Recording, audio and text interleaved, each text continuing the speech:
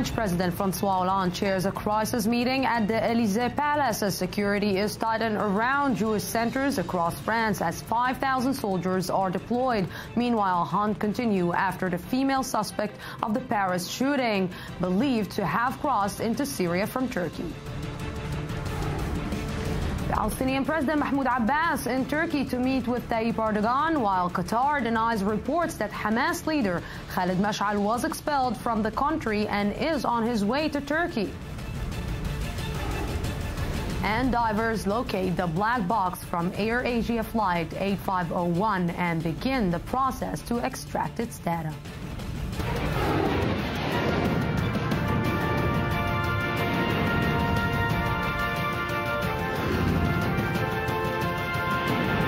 The News Today with Lucy Aharish. Good evening and welcome to the news today. We begin tonight with France, which after a week of terror and an unprecedented solidarity march yesterday is now looking ahead to security, to counter terror and to French and European society as a whole.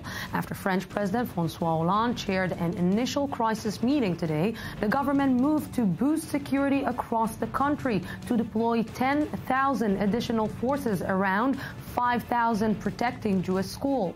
And U.S. Secretary of State John Kerry is set for Paris on Thursday for further talks. We will go tonight live to Paris. But first, let's take a look back.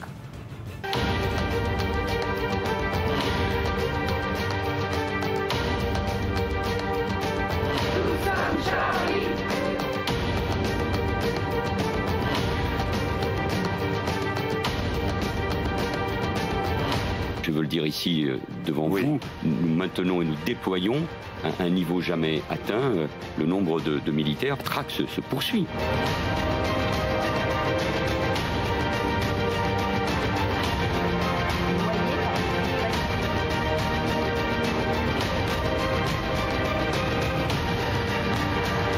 The President and our administration have been coordinating very, very closely with the French on FBI matters, intel, law enforcement, across the board, and we will continue to make available any assistance that may be necessary.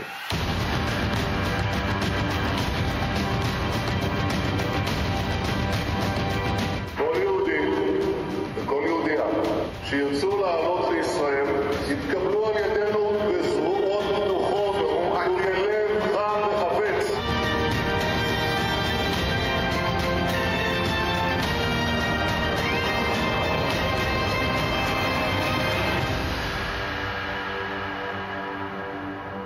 Yes, and with me tonight in the studio, Senior Middle East Analyst Ali Waqid. Good evening. Thank you very much for coming. And Dr. Anat Hochberg-Marom, an expert on global terror. Good evening. Good evening. Thank you very much for coming. Soldiers on the street, Ali. This is something that I think France didn't see for a long, long time.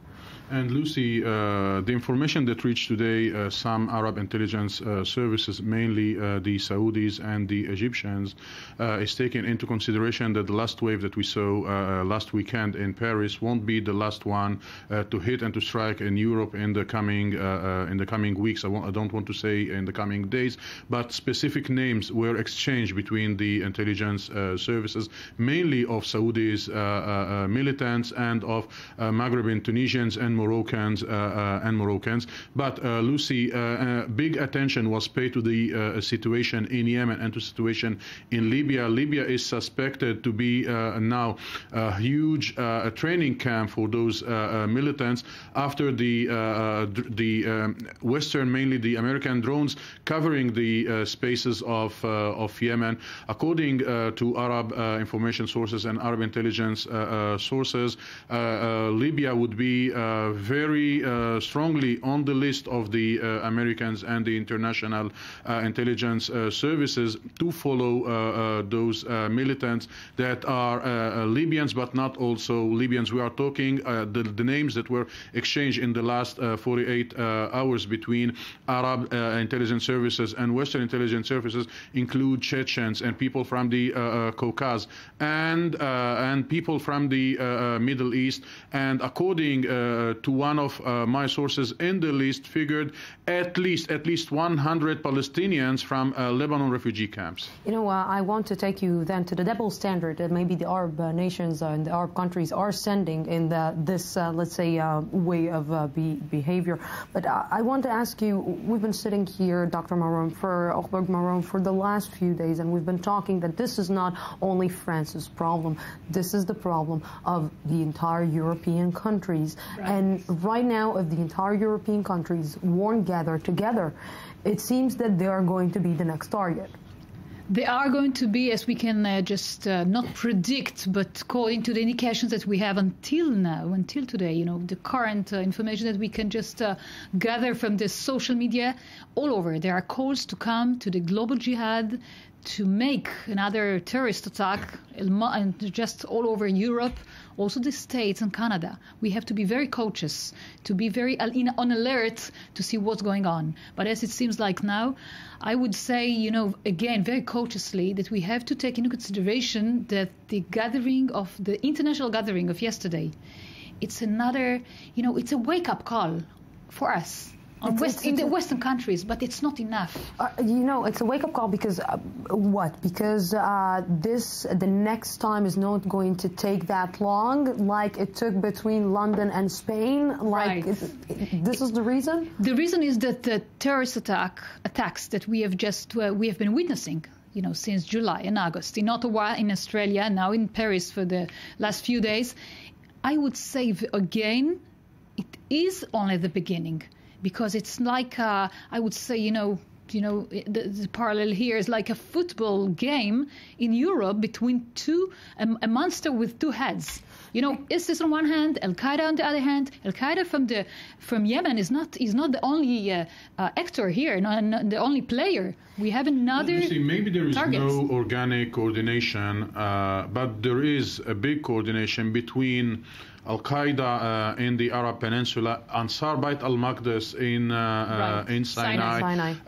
The Jundallah in the borders between Lebanon and Syria. Of course, the Islamic State. In spite of all the differences between these organizations, there are some elements via social media, but also on the ground, coordinating between those groups. And the war won't be France against Al-Qaeda in the Arab Peninsula and the Arab in Yemen, and the United States against the Islamic State. It is all these components of the coalition against all these organizations. And I would say also that the common denominator here is the global jihad ideology, which is extreme ideology, but not only in the Middle East. It's all over the world. You know, because when I'm trying to understand here something, and if I'm understanding the subtext of what you are saying, it means that, and maybe I'm putting just an idea here on the table, it's that all the lone wolf actions that we call them, like lone wolf attackers, were inspired by the global jihad ideology from social media, or they were like the perpetrators, or like the handymans of these organizations, that they said, okay, I am part of the Al-Qaeda in Yemen, I'm part of Ansar Bayt al-Maqdis, so I am, as part of these organizations, as part of the ideology, I'm going and committing a terror attack. I would say that neither this nor that. It doesn't matter what are, the reason. Are they inspired or instructed? Because to call it a lone wolf act, maybe this is not the right words to say. These are lone wolf acts. These are not lone. This is part of a global. It's a part, because it's a lot deeper. We have to go to the cause, the root causes of what's going on here. It's not enough to see, on the surface, just what's going on outside. We have to go deep inside and to understand what's going on. It's a target, the conscious, the war on, the battle of ideas, the war unconscious of public ideas. Yeah, look just what we're watching right now on the screen. What we're seeing right now on the screen is a big demonstration live from Dresden, Germany, against Islam. We're just seeing the face of Angela Merkel, Chancellor Angela Merkel, in a hijab. These exactly the things that we talked during the weekends. The ones who are going to pay the price is the Muslim community, or the Muslims in Europe, by generalizing the entire Muslim Muslim community and just getting out on the streets and making it, let's say, legal to say that Islam is terror.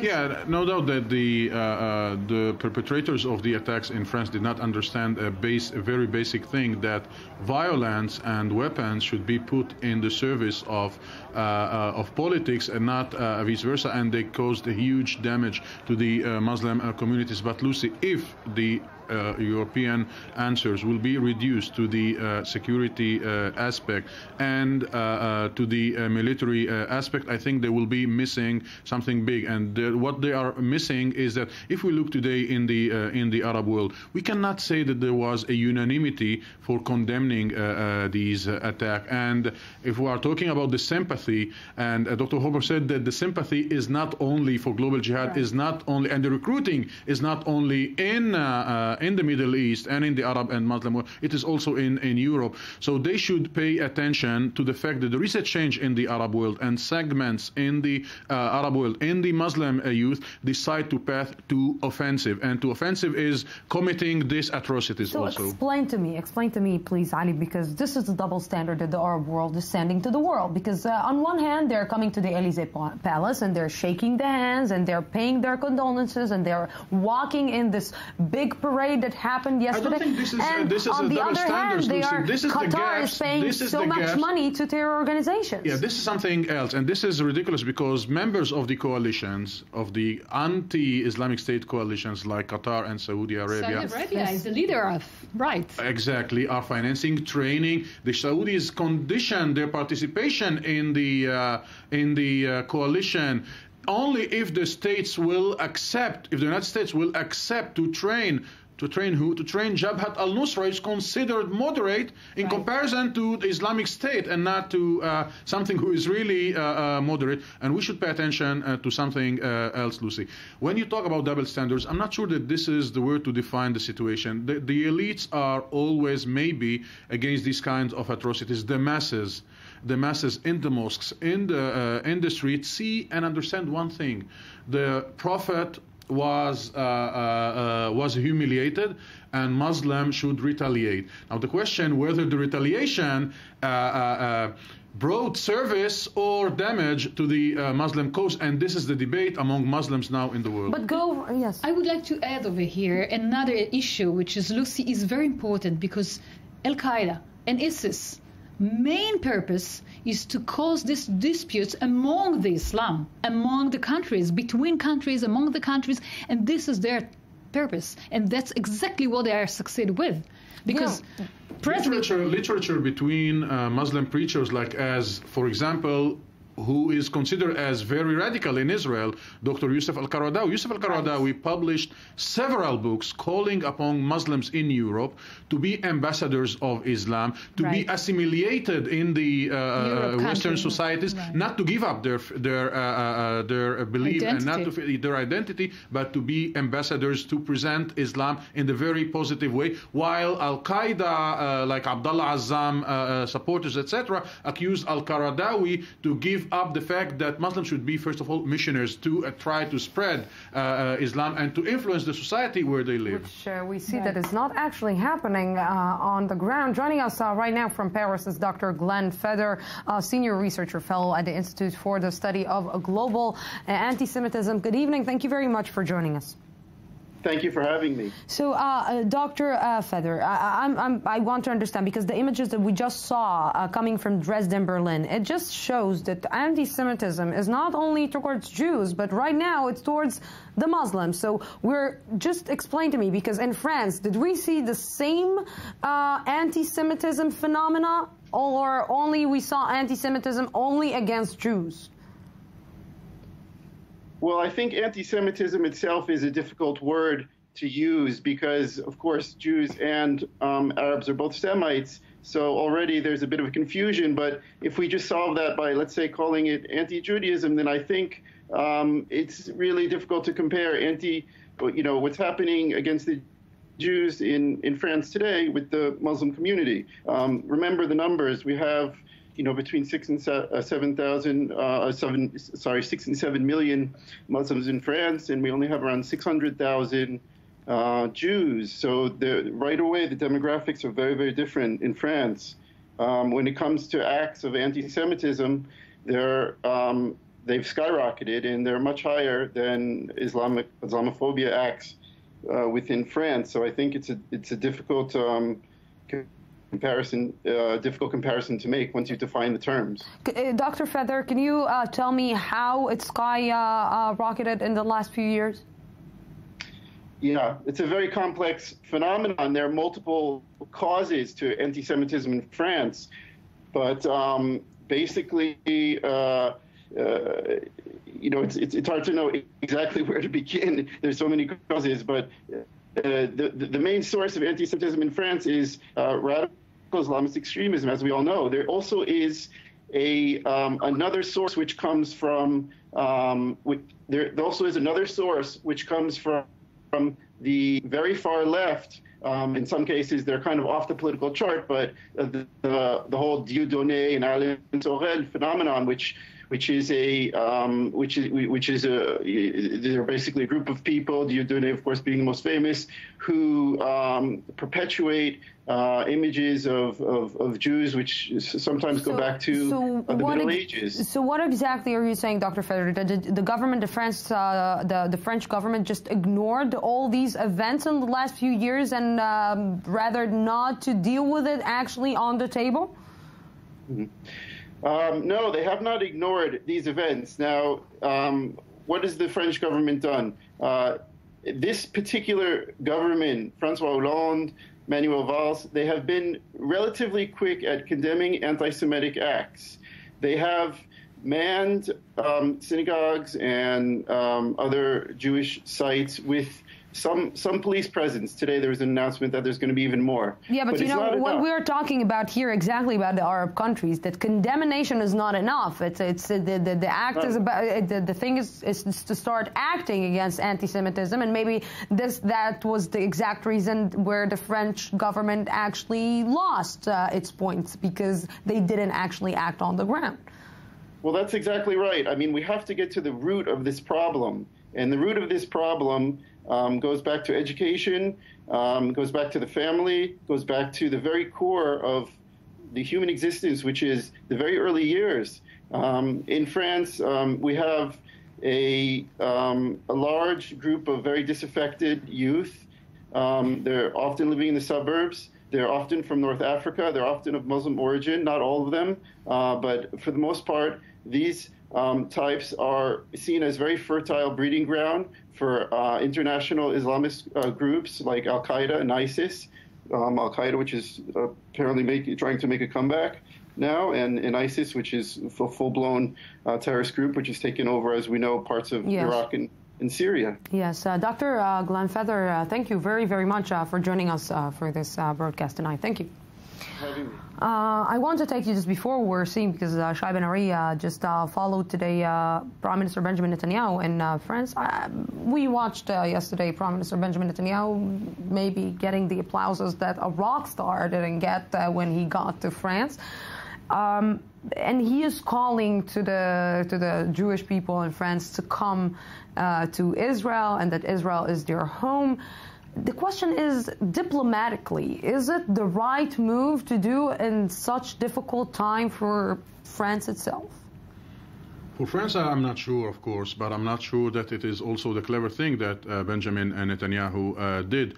We know that the French did not feel so comfortable with what he said 2 years ago when he came to participate in one of the ceremonies after the And this week he said it twice. He said it at the French-Israeli embassy, and then he said it again in the synagogue. Yeah, but yesterday he was a little bit more reserved than he was before, because of the French criticism, and this reflects the fact that Benjamin Netanyahu understands that there is a gap between Israel vision and the international community vision to the situation. If the Israelis hope that the Europeans will adopt what he been saying all the time, that that terrorism have no borders and have no boundaries, the European made it very clear that they should not generalize the whole Muslim and accuse them of being terrorists, and that everything should be measured and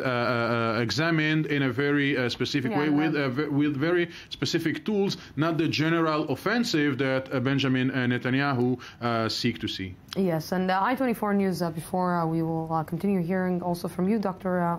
Ochberg Marom, I-24 News correspondent Shai Ben-Ari joined the Israeli Prime Minister on his last few stops in Paris today on a visit to French government reportedly didn't want to take place.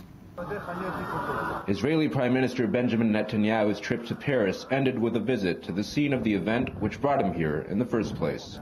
The Hyperkasher grocery store is where 4 French Jews were shot dead Friday by terrorist Ahmedi Koulibaly, who also managed to hold 15 others hostage until their eventual rescue by French security forces. Netanyahu arrived here accompanied by Foreign Minister Avigdor Lieberman and leaders of the Jewish community.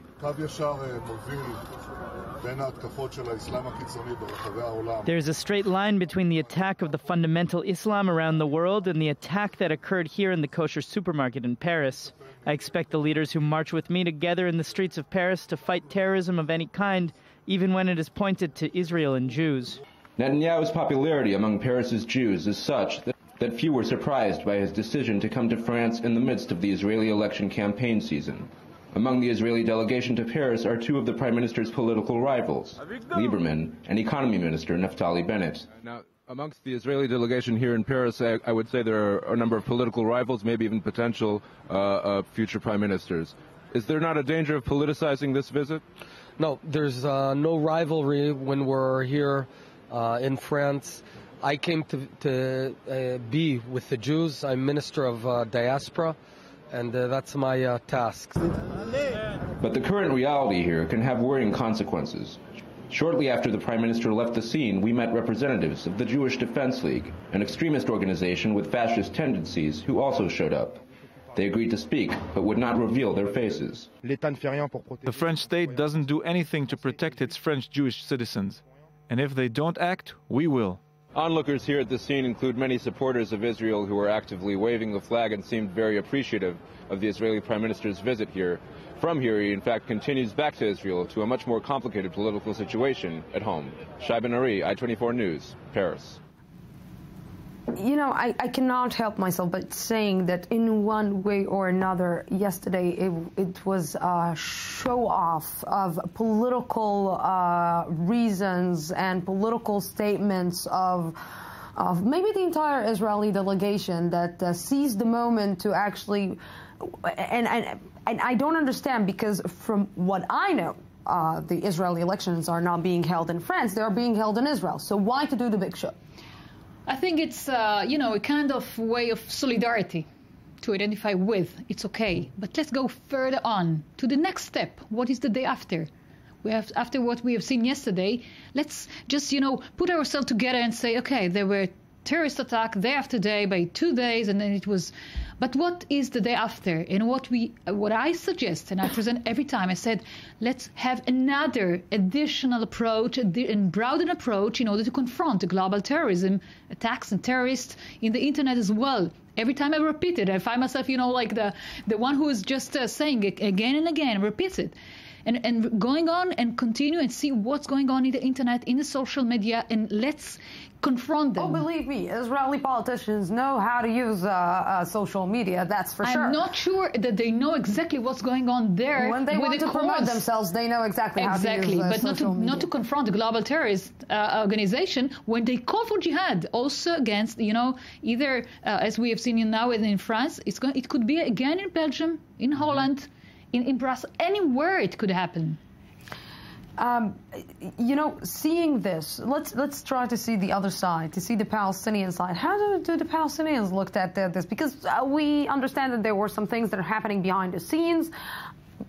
Let me see the Palestinian side on this. Well, nothing happened on the level of Israel and the Palestinians. I checked whether there was some meeting, some handshaking between Abbas and Netanyahu. Nothing from this happened. But the Palestinians in the immediate will try to report their, once again, bringing to the Security Council the modified initiative to the recognition of a Palestinian state and to the end of the occupation. So the immediate consequences is that the Palestinians Palestinians are reporting their diplomatical campaign in the UN. This is one. The second, the Palestinians are afraid that Israel, especially after the elections, will launch that big campaign that will aim to say that the Palestinian-Israeli conflict is only a very small point, very small part of the international challenges that global jihadism and global terrorism is presenting in front of the free world. Yes, and we asked today people in Paris if they think new security measures in France will be effective. Let's see. The security measures taken by France may help, but I think it had to be done a while ago. We have experienced it in Toulouse and in Brussels. À Toulouse, à Bruxelles. I hope it will be enough because it hasn't been the case so far. It wasn't enough for Ilan Khalimi, for Toulouse. I hope finally the government will take appropriate measures so it doesn't happen again. Of course, I appreciate these security measures, but let's hope they'll last. Right now, it's so recent, we're so in shock. I speak on behalf of the Jewish community. Every day I meet mothers, and we are all concerned. We all share this feeling of fear and uncertainty. There have been warning signs for several months, very concerning warning signs. They burnt down the flag of the only democracy in the Middle East at the Place de la République. It's outrageous. I speak out of anger. I'm French. I'm not Jewish, but I am ashamed such things take place on French soil.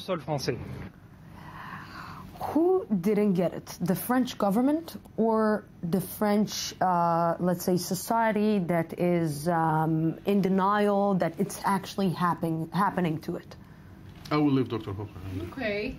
I would say both. I would say that both of them are just in a kind of denial, but in a kind also for a wake-up call. Whether they do something or not, time will tell us. But at least we know that something shakes, something is shaking, something in the air. I would recommend, highly recommend, to go and have deep changes. It takes time, but at least we have to do the first step in order to do it gradually and to put an amendment in their constitution. Because I see like the same phenomenon that happened after September 11th, right, when the Americans were in shock. They couldn't believe that it's actually happening in their own house. And we here, Israelis, looked at it and said, wow, we're experiencing each and every day. Come on, wake up, start doing something. But Lucy, the world will be divided vis-a-vis the attitude to face the situation. And one of the signs of this division is the fact that the United States were not represented in the rally, the huge rally. They were by their ambassador. They were by the ambassador. I'm sorry, but unfortunately I don't have enough time. Ali Waked, Dr. Hochberg Maron, thank you very much for coming. We're going out for a small break, 2 minutes, and I'll be back.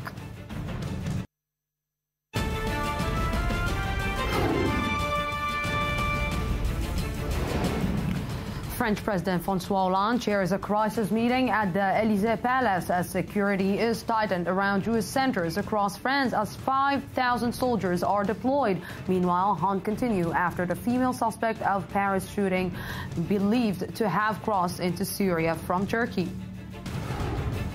Palestinian President Mahmoud Abbas in Turkey to meet with Tayyip Erdogan, while Qatar denies reports that Hamas leader Khalid Mash'al was expelled from the country and is on his way to Turkey. And divers locate the black box from AirAsia flight 8501 and begin the process to extract its data.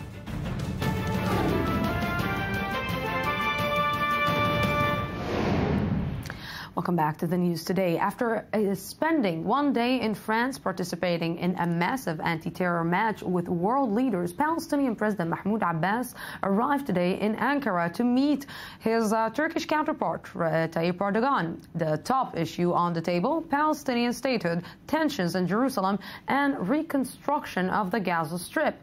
I-24 News correspondent Ali Ochenberg with the details. Palestinian President Mahmoud Abbas met Monday with Turkish President Recep Tayyip Erdogan and other senior Turkish officials in Ankara to discuss the possible backlash from his failed attempt to get the UN Security Council to endorse Palestinian statehood. In a joint press conference, Abbas mentioned that the Israeli-Palestinian conflict can become a religious one, something he wishes to prevent. I have spoken with President Erdogan about the mutual matters and issues and updated him on the general situation of the Palestinian people and the arbitrary Israeli policy, as it continues persistently with settlement construction, building the separation barrier and practicing apartheid, and arresting thousands of Palestinians. I explained to the President the Israeli state's systematical plan to change the identity of Jerusalem and blur the borders by different plots to change Jerusalem's status even before 1967, especially the status of the Al-Aqsa Mosque, is something that might convert the national political conflict between us to a religious one. As Abbas declared after the UN Security Council rejected the Arab-backed draft statehood resolution, the Palestinian Authority is determined to continue with its international campaign for recognition, as evidenced by its latest move to join the ICC.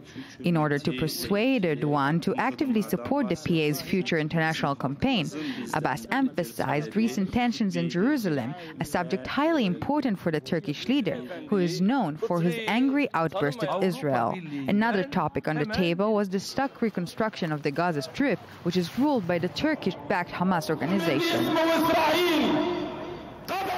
Yes, and with me right now from Istanbul via Skype is international correspondent Natalie Carney. Good evening. Thank you very much for joining us. Good to see you.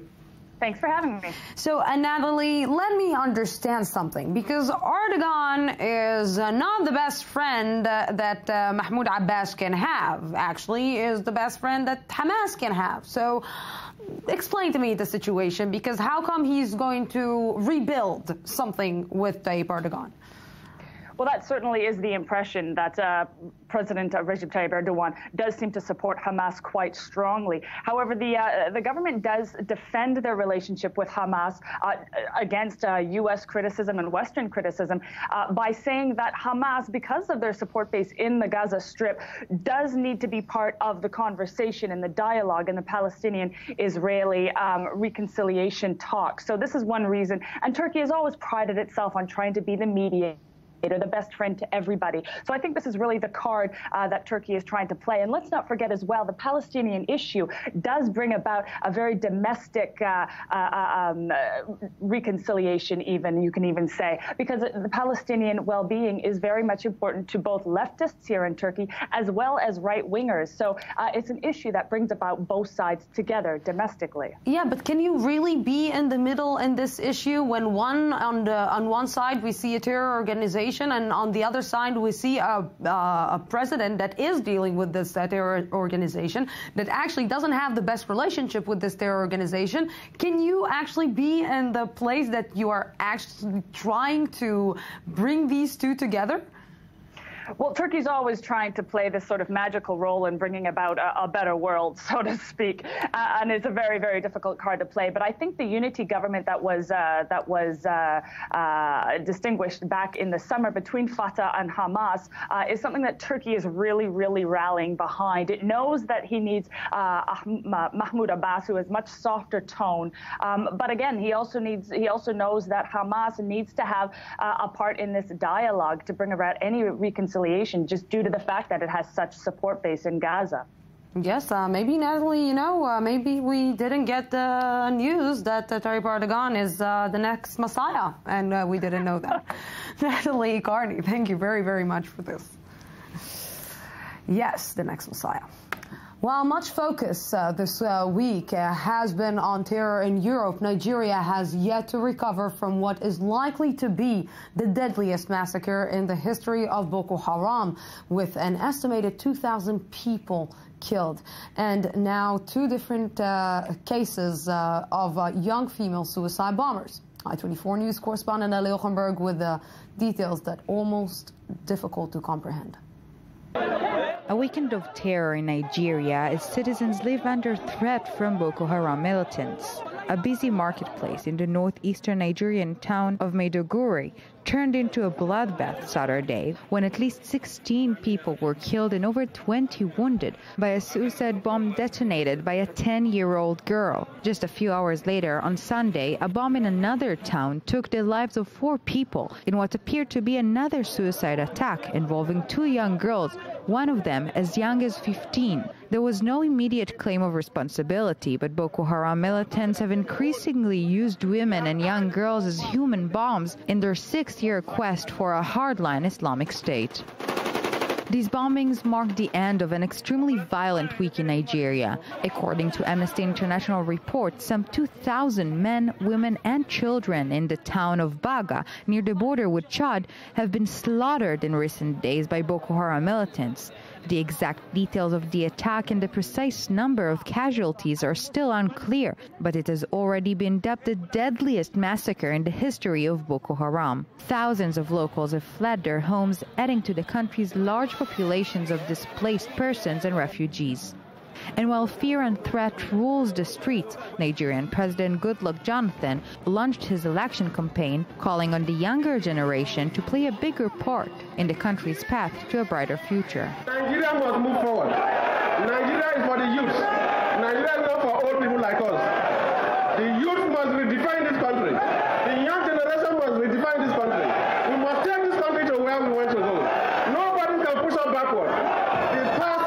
While the Nigerian president was quick to condemn the terrorist attack on a French satirical news magazine Charlie Hebdo, he has yet to condemn or even react to the horrific massacre in Baga, something his election opponents will likely use against him. Yes, and with me is Ron Zinger, Middle East editor for Israel Public Radio. Good evening. Thank you very much for coming. You know, this is so frustrating. Yeah. This is so frustrating because 2,000 people were killed in Nigeria, and I don't see one world leader is coming to protest about what Boko Haram is doing in Nigeria for a long time now. So this is something that I can't even start by maybe criticizing what is happening there. You're totally right. The thing is what's going on right now in Africa and what's going on right now in the Arab world is an evidence or is a proof that we are now witnessing the globalization of terrorism. You can call it whatever you want, Boko Haram, Dawla al-Islami, ISIS, ISIL. At the end, we are now seeing that the ones who use the name of Islam for their own interests are doing so every place in the world right now. But when it comes to Africa, as you've just said, the African governments do not have the power to confront these kind of terrorism. Look what happened today. We're talking about 2 young girls, almost 10-year-old. Something that you cannot even digest. They were not the suicide bombers that we know. They were used, according to what I know, they were used to be moving bombs, or to be human bombs, and when they did what they did this morning. In other words, Africa and places like Nigeria are now witnessing what's going on in places like Syria, Iraq, Yemen, and other places, but you still don't have, if you talk about the fact that the Arab state, the Arab nation state as we used to know it, is no longer capable of dealing with terrorism because of what happened in the last 4 years, the so-called Arab Spring. Look, when it comes to Africa, they never had the ability to deal with it. And this is why organizations like Boko Haram are so powerful in Africa. This is why they have so many supporters. So what? He is, Goodluck Jonathan is just putting right now an election campaign out to the streets for what exactly? For his people being slaughtered? I don't think that this is the only example that we should use when we talk about dealing with the radical Islam terrorism in these areas in Africa. I do believe that with all due respect to Goodluck Jonathan, I do believe that we are now witnessing the beginning of an international cooperation when it comes to terrorism. When I remember a few days ago, it was a member of parliament from Lebanon, and he was asked about the suicide attack that took place in Tripoli, in North Lebanon. And he said, there is no difference between Tripoli or Paris or Nigeria. We are all witnessing the same enemy. The thing is that how do you explain to the people, to the common people, that this is not Islam or this is not real Islam? Because organizations like, what's the meaning of Boko Haram? Boko Haram are against any kind of Western education, and as long as there is no international cooperation against it, we will keep it going, growing and growing. Yes, Iran Zinger, thank you very much for this. I just don't understand how we got to the point where human lives don't value anymore in Nigeria. Yes, and we're moving to AirAsia. A dramatic turn in the AirAsia flight investigation as Indonesian search teams today located the plane's cockpit voice recorder under the jet's wing at the bottom of the sea. Operations are now underway to recover it. Meanwhile, initial data from the black box is already bringing the teams closer to answers. Ayman Siksik has more. New answers may lie ahead for the families of the victims of the AirAsia airliner that crashed 2 weeks ago in Indonesia. As investigators said, the flight data recorder might still be in good condition. The potentially groundbreaking discovery has put Indonesian officials on high alert. We will optimize all potential that we have at the moment, from the resources on sea, air, the divers, to the resources belonging to the National Transportation Safety Committee. It is all thanks to the assistance from these departments that our work can be done swiftly. I believe with the 81 divers we have on the ships, our work can be carried out smoothly. The flight data recorder, or black box, was found by divers under the wrecked wing of the plane and brought to the search base in Indonesia on Monday. It may clarify the still unknown cause of the crash of Flight 8501. Following the discovery, government officials said the plane likely experienced an explosion. Based on the wreckage of the cabin and other findings, my analysis is that the left side of the AirAsia plane seems to have disintegrated. It means there was a change in pressure caused by altitude changes, which caused an explosion before it hit the water. But it may be too soon to make final conclusions. Indonesian safety officials said there was no evidence to support the theory of an explosion. The flight recorder will be analyzed by Indonesia's Transportation Safety Committee in Jakarta, and investigators have said it could take up to 2 weeks to download the data depending on the condition of the recorder. Until then, the mystery surrounding the cause of the crash that killed 162 people endures. Yes, and John Kerry arrived in Pakistan today for wide-ranging security and economic talks, almost 1 month after the Pakistani Taliban carried out a devastating attack on a crowd school in Peshawar. This school is finally opening today amid tight security, as Danny Swibel reports. Amid heightened security, most schools across the country of 180 million people have been shut for an extended winter break in the aftermath of the December 16th attack, when a group of militants broke into the Army public school and methodically killed more than 140 people, including 134 children. As millions of school children streamed back to school across Pakistan on Monday, Pakistan's Army General Rahil Sharif flew to Peshawar to greet the survivors, some of them still in casts and bandages, as they arrived at APS. Many families are still hesitant to allow their children to return, while others feel it is important for them to continue their studies. We are going to school with our children. We are satisfied with the security, and we will admit our children to the Army public school. Our children are committed to their studies and are going to school very happily. My mother was martyred in this accident, and now I am going to school. I will study more, and I will complete my mother's wishes. Pakistan has become used to almost daily attacks by the Taliban, but the cold-blooded massacre of so many children deeply shocked the nation, prompting criticism that the government was not doing enough to curb the insurgency. A government official said 8-foot-high walls were being built around public schools in Peshawar as part of enhanced security, with hundreds of residents volunteering to protect schools. It is the hopes that these new security measures will deter future attacks, and Pakistan can experience a sense of normalcy. Sense of normality, yes. And now to economy.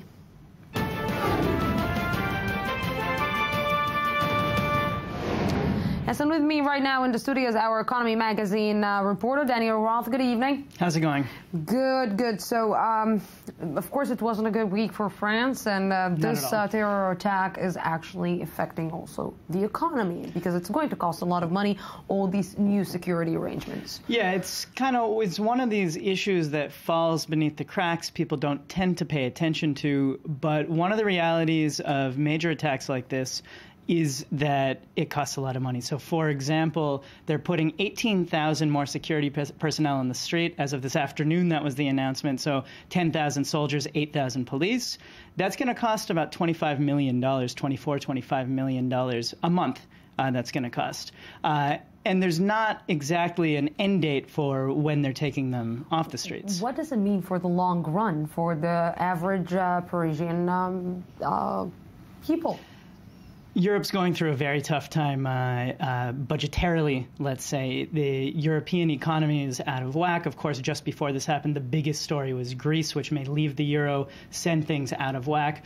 It means that what's been happening in a lot of Europe, which is that this neoliberal policy of sort of privatizing certain areas of national responsibility, things like healthcare, things like social security. These areas are sort of getting privatized, and more public money is going towards security personnel, towards security apparatus, which means that more and more tax money, more and more public finances go towards security solely, and less towards things to take care of people, let's say, on all the days when the attacks aren't happening. Yes, if we can even say that the situation can get even worse. Daniel Roth, thank you very much. Thank you. And now, the culture.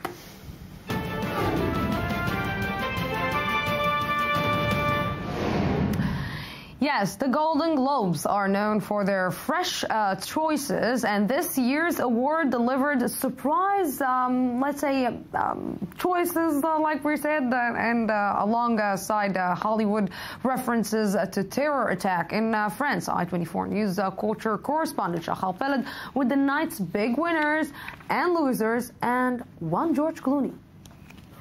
The 72nd annual Golden Globes ceremony opened the 2015 award season on a more sober note than usual by showing support for the victims of the Paris terror attacks.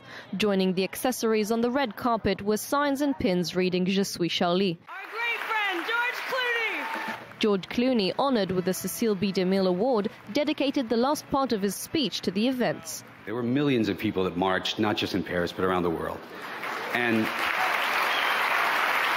they were Christians and Jews and Muslims. They were leaders of countries all over the world. And they didn't march in protest. They marched in support of the idea that we will not walk in fear. We won't do it. So, je suis Charlie. The rest of the evening continued with business as usual. Boyhood, which took 12 years to make, was clearly the big winner of the evening, taking home Best Drama, Best Director and Best Supporting Actress. But that was where the obvious wins ended. The Grand Budapest Hotel. Wes Anderson's quirky, colourful comedy won a stunning victory over heavy favourite Birdman, and Eddie Redmayne surprisingly triumphed big stars as Benedict Cumberbatch and Steve Carell for his portrayal of physicist Stephen Hawking. Getting to spend time with Stephen Hawking, who, despite all of the obstacles put in his way, has lived passionately and fully and with great humour, was one of the great honours of my life. In the television section, it was the year of newcomers, when The Affair by Sarah Treem and Israeli Chagai Levi won over such impressive drama competition as Game of Thrones and House of Cards. Amazon's new show, Transparent, won Best Comedy and Best Actor, putting the spotlight on the trans community, once again proving the Globes provide a refreshing point of view on culture and entertainment. And just for you to know why they were sweating in the ceremony, we brought you Jaffa Port. Hi, Lucy. Good evening. People were sweating all over the place. Well, apparently no air conditioner, as you stated. Yes, I wonder why they couldn't fix that during, I don't know, Hollywood. No air conditioning. Yes, one of the peak events. Anyway, well, we talked about the winners in this report, but naturally, indeed, not everyone can be a winner in the ceremony. In fact, 80% 98% are deemed to be losers. So let's talk a bit about the snubs, a bit of spotlight to their direction. So, no, but we have to. There were films such as Birdman, which was one of the biggest expectations of this ceremony, and indeed it did take Best Screenplay for the writer and director Alejandro Iñárritu González, and Best Performance of an Actor for Michael Keaton, but still everyone was certain it will take Best Comedy, and it didn't, but it wasn't the biggest loser of this evening. Foxcatcher, for example, the peak of the Cannes Film Festival, went back home with nothing, and The Imitation Game, the Weinstein Company's big hopeful for this year, went back with nothing, and it was nominated for Best Picture, Actor, Supporting Actress, Screenplay and Score, 0 out of 5. Too bad for that. Another unsurprising loss was for the Israeli Get. Unfortunately, it lost for the Alkabetz brothers, siblings Ronit and Shlomi Alkabetz said they just came there to have fun, and it lost, of course, for the Russian Leviathan for Andrei Tsvegnitsiev. In television, unfortunately, there were losers as well. Julia Louis-Dreyfus lost once again for her performance in Veep. This is her third nomination. She's very strong in the Emmys, but for some reason, the Golden Globes just don't want to give her this nominee. She only needs to ask Kevin Spacey, because at the end he won. Yes, it's true. Maybe they should coordinate there. This went to the actually relatively newcomer Gina Rodriguez, Best Actress for Jane the Virgin, which is a new series. Indeed, they are very welcoming for newcomers. In the mini-series, True Detective was the big loser, although it was a very close horse race between True Detective and Fargo. Fargo took it all, Best mini-series and Best Actor, but both are really superb. Shaha, I don't know. I was just, all my eyes were towards George Clooney. Mr. Clooney. Yes, absolutely. I understand that. I'm sorry, but, you know, it's just, I know that he's married, but yet again, George Clooney. Shaha, thank you very much for this. And we're checked back to reality. The Jewish Home, a right-wing party led by Israeli Economy Minister Naftali Bennett, is preparing for its primaries this Wednesday. Questions regarding religion, same-sex marriage, and the Israeli-Palestinian conflict are on the table. I-24 News reporter Uri Shapira met some of the candidates who revealed their agenda. For many in the Israeli public, it is simply Naftali Bennett's party, a reference to their charismatic leader. But what stands behind the Jewish Home Party? Apparently much more than just the charisma of one person. Some candidates who are running in the party's primaries gathered Sunday night to explore their agenda. That we have to put out an alternative to the two-state solution, and we have to advocate for that alternative both here in Israel and in the international community. We drafted up the Israeli initiative, which talks about annexing all of Yehuda v'Shomron, and then what we should do with the Palestinians living there. The state shouldn't recognize gay marriage. Recently, the party was in the middle of a public controversy after the Jewish Orthodox website Kippah showed a video of leading candidates opposing same-sex marriage. The video sparked outrage in the social media, and political opponents leapt to the attack. However, the candidates at the meeting took a slightly softer approach. If the homosexual community is interested in getting equal rights when it comes to what married couples get or what parents of children get, that's something that we can help them with. But we as Orthodox Jews can't abide, or the Jewish state can't abide by the official recognition of them as a couple that's married according to Judaism. That doesn't work. The Jewish Home was formed in 2008 by the merger of several right-wing parties. After Naftali Bennett was elected party leader in 2012, it gained more and more power. According to the latest polls, after the March elections, it will be the third largest party in parliament, with around 15 to 17 seats.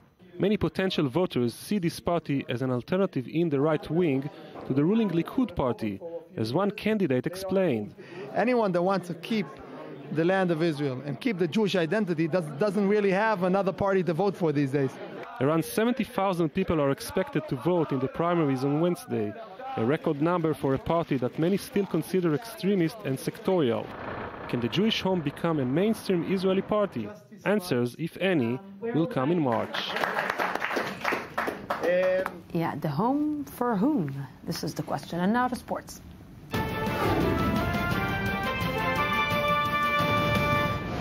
And with me is our sports magazine reporter, Michael Friedman. Good evening, good evening. Good evening. We're waiting for any time now. Right now, we're waiting for the Ballon d'Or winner. We have some of the winners already. Joachim Löw is the German coach of the year. So in any minute, we'll find out whether Ronaldo, Messi, or Neuer What do you will think win. that Ronaldo will do to him? Will do if he won't win? I think he'll be very disappointed if he doesn't. Everybody's saying that Ronaldo is the man to win it. So it's all three of them are deserving. He has his tattoo, He's won enough awards. For his, I think we should let the German Neuer get it this time. Yeah, why not? When you have a museum just for you, I think it's that Ballon d'Or enough. Yes. So how did Barcelona do yesterday? Yesterday, Barcelona had a very good win. They beat Atletico Madrid, who is in great form. Atletico had just beaten Real right before that, so it was important for Barcelona to get back and win. And their three top players, Suarez, Neymar, and Messi, all scored, which is very important because the three of them haven't really gotten together and shown their ability as one, but in this match they were... I believe that if Messi will get today the prize, it will be really nice for him. Absolutely. Do we still have time for NFL playoff games? Who won? So we had the Green Bay Packers win, and the Colts pulled off another big win. So next week we'll have another round. Okay, we will update you who will win. Jonathan. Sorry, Michael Friedman, thank you very, very much for this. We are going out for a small break, 2 minutes, and I'll be back with the daily debate and the new results if we will have them.